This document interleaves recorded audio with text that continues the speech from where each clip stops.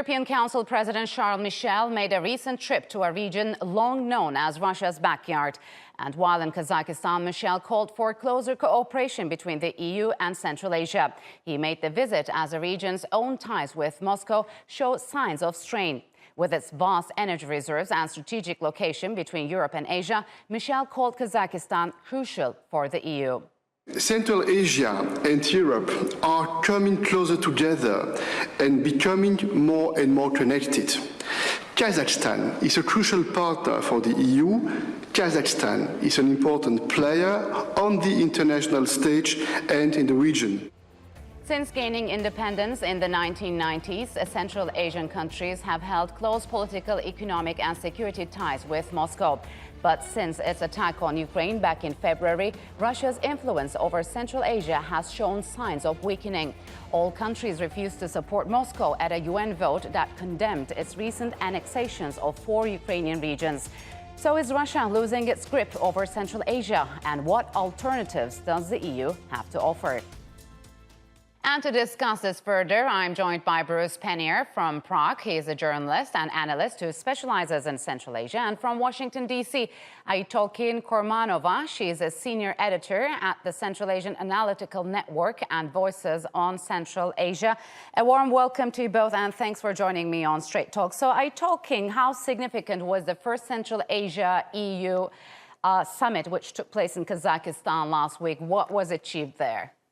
I think that the summit was really very significant, and the significance is because of the continuing war in Ukraine. So we see the continuing interactions that Kazakhstan has with the European Union, and that is kind of in the contrast with the virtual, stop of all the contacts of Russia, for example, with the Europe and West. But Kazakhstan, in this situation, I think it played a role more for itself rather than for the region. So we see that that President Tokayev had been very cooperative with the European Union. He had high-level discussion, and they talked about quite a lot of stuff. But I think what's the most important is that they talked about their own economic interests and how they can be how can they aligned in the times of this really big regional conflict. And the initiative that the European Union supported for Central Asia on connectivity and other sectors, especially economy, yes. I think it's very important in the times when the region is really kind of becoming isolated from the West just because of the war. Yes. So, Bruce, what could you tell us about the timing of this meeting, which came less than a month after Russia's Central Asia Leaders Summit, SICA? Well, obviously, it's significant that they met when they did, and the fact that this is the first time they met in such a format, it shows that the EU is placing a new priority on its relations with Central Asia, and also understands there's a competition for influence going on there too. Let's not forget there's been a lot of these kind of summits. As you mentioned, Russia had its first Russia Central Asia summit. These leaders obviously meet in different forums. CSTO, CIS, things like that, Shanghai Cooperation Organization, time to time, but it's specifically a Russian Central Asia summit was something different. So the EU is countered. They have their own interests, very important interests actually in Central Asia.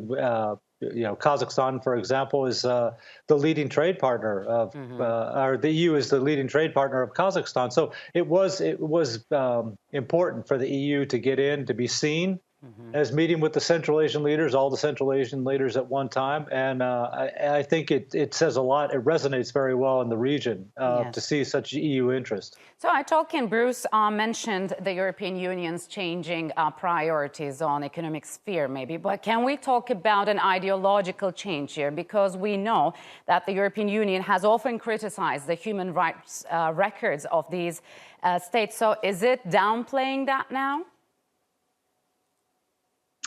I don't really think so. I think there are probably different tracks of cooperation, and I think that the European Union is, of course, very watchful what's going on in the region, especially because there were, several incidents of violence this year, and virtually in all countries of Central Asia, except for Turkmenistan. But I think that the issue of economic connectivity, as I said, the issue of transport, the issue of economic growth are very important for Central Asia right now in the times like that, and especially when we see that that the routes are really turning into to China more, maybe to other Eastern countries. And I think that for European Union, it's very important to have this Western presence and to have this Western influence, as Bruce said also, and especially because the United States seems to be less engaged in the region now.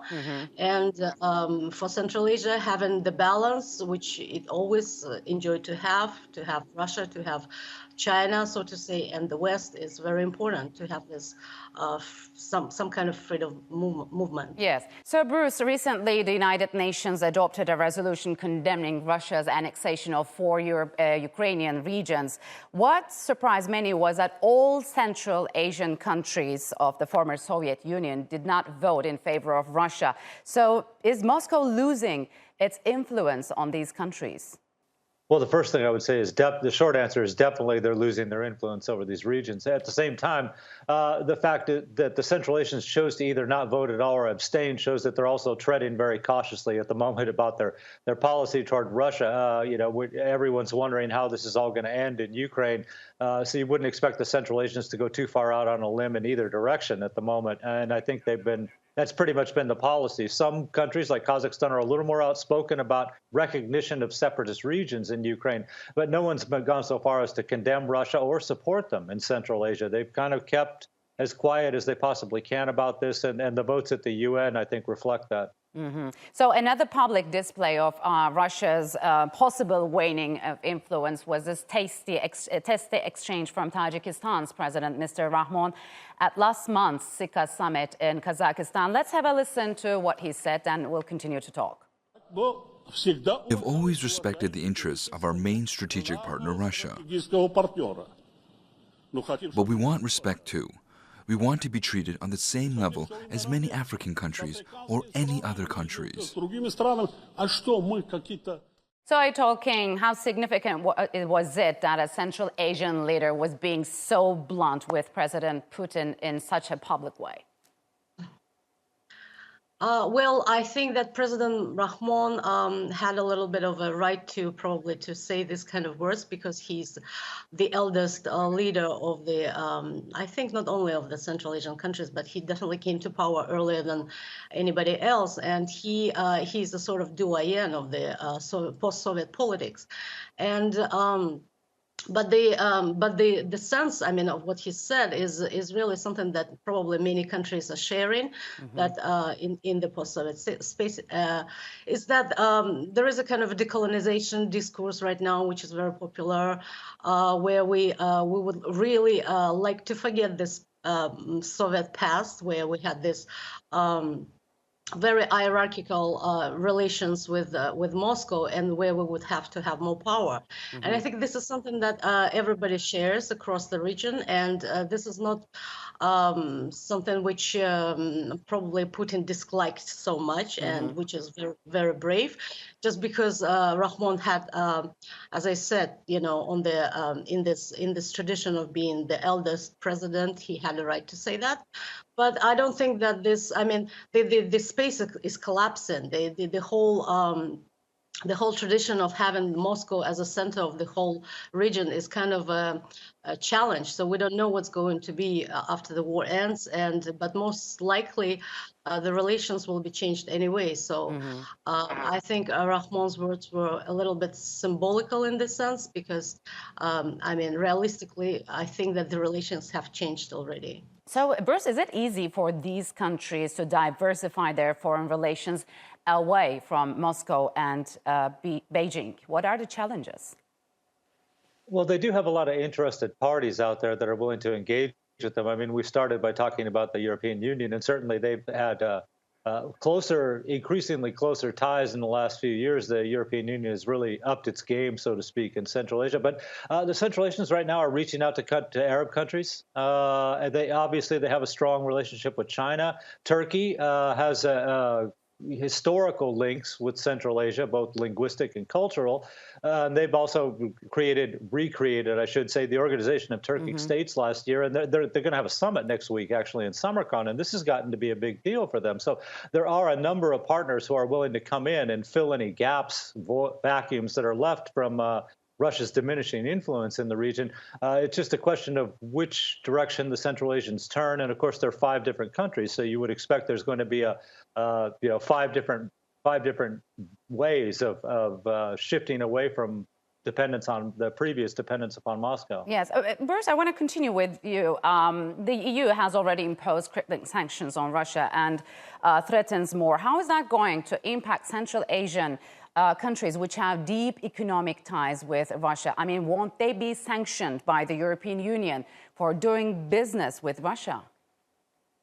Well, there are exceptions being made in certain areas. Kazakhstan's oil exports, for instance, which almost 80% of it goes to the Russian Black Sea port at Novorossiysk, that's been exempted from any sanctions because most of that oil ends up in the European Union, of course. So we can see that there's, you can maneuver a little bit within the realm of sanctions. That said, the Central Asians are also moving as fast as they can to open what they call the middle corridor. It's a link between Europe and China, actually, but it runs through Central Asia and the Caucasus. Now, this is good for Central Asia also because they wanted to continue to trade with the West and continue to trade with Europe. And there's huge efforts are being made as quickly as possible to open or expand the existing routes that go through across the Caspian and through the Caucasus over to Europe. So we understand that after Russia's attack on Ukraine, this middle corridor has become much more important. So is Turkey trying to fill a power vacuum created with this conflict after Russia's attack on Ukraine? Yes, I think we'll see that Turkey is gaining really more power regionally and globally. And I think that the mediation that Turkey leads in the conflict is very, very important.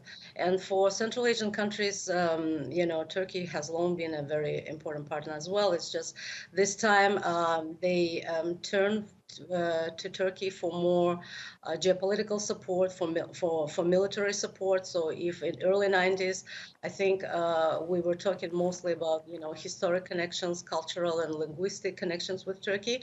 Right now, we're thinking about more geopolitical support and more defense and military cooperation. Turkey. So, Bruce, we know that the European Union wants to enhance Eurasian connectivity. So what are the shared interests between Turkey and the European Union when it comes to Central Asia? Or are we likely to see rivalry between the two?